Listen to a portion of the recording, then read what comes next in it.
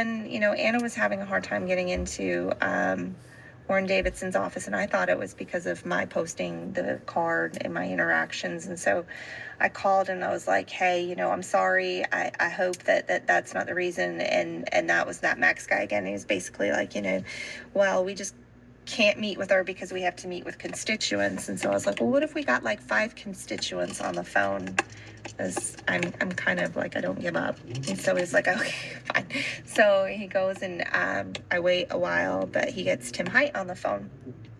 And he tells me that they don't want to duplicate efforts, that there's already somebody, there's people on the committee that are looking into it, and it's not in their bandwidth.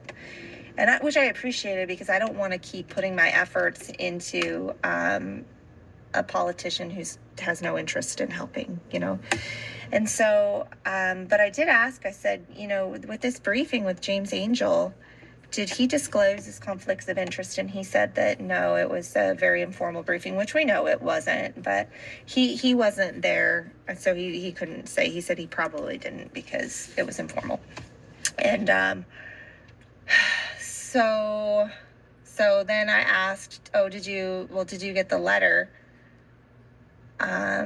Because there was huge conflicts of interest with this guy. And he's like, the letter you sent? I was like, no, not mine, because Anna would dropped off a bunch of letters after we figured out who James Angel was, to try and tell people, who this guy is, what he's about. And that way, at least maybe, because John Berta and West Christian have been trying to talk to this committee and meet with them and give them a presentation, and they've been denied this, right?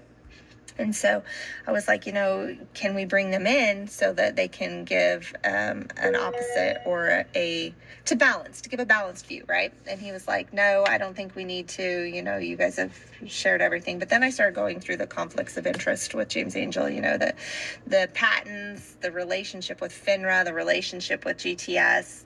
And he's like, well, I'll pass it on. But it still just didn't seem like there was much interest in what I was saying. I didn't know if it was because, James Angel had painted us as conspiracy theorists, or if he just thought that I had no credibility, or he just wasn't interested. I don't know, or they had bigger fish to fry. I don't know what the reasoning was.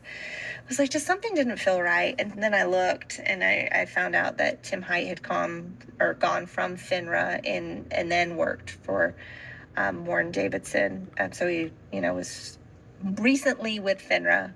I wonder if he was at FINRA when Ari Rubenstein, the CEO of GTS, was on their board. I wonder if they're buddies. I don't know.